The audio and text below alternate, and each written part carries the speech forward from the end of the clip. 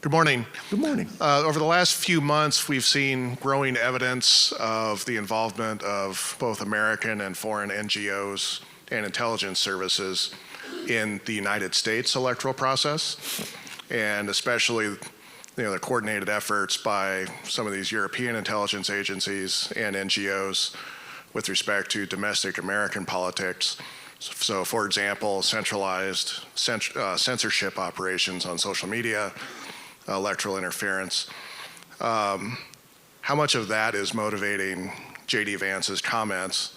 And then secondly, what do you see as the Trump administration's efforts to end that interference and bring some of these European groups, a little bit more under control? Yeah, this is not a subject on which I have a great deal of specific knowledge, so I can't, I don't know how that has worked in the United States. But your point about, the interconnectedness, particularly in the internet age, of some of these practices and a lot of the surveillance of the internet is well taken.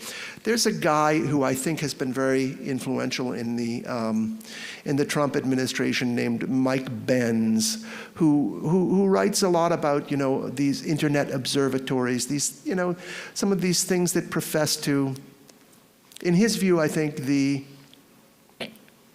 real the dangerous first step was the reinvention of the concept of misinformation and disinformation, of bad information. And so once you have that concept, it doesn't look like censorship to the people practicing it anymore. It looks like just keeping good democratic hygiene and that kind of thing. We're protecting the quality of our public debate and that kind of thing. And if you do that,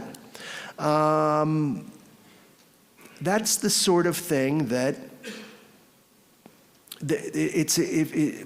if most of your information is traveling on the internet, it's a very efficient way for countries to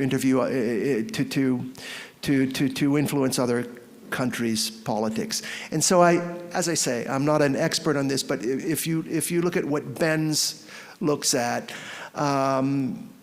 it's mostly things like, there are a lot of English, for instance, internet disinformation organizations that monitor American American speech, and they create dossiers of disinformation, which are very useful for people, who are running tax-exempt, litigation shops in the United States to use to compile briefs. And I don't know that it should be, I don't know that it's illegal. And I don't know that it can be, I don't know how it can be limited in a country with the First Amendment. But it does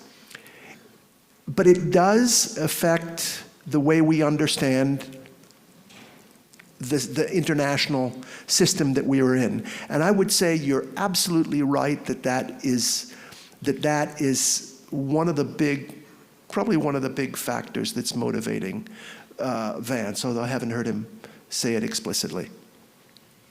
Question to the speakers, right? Yeah? Huh?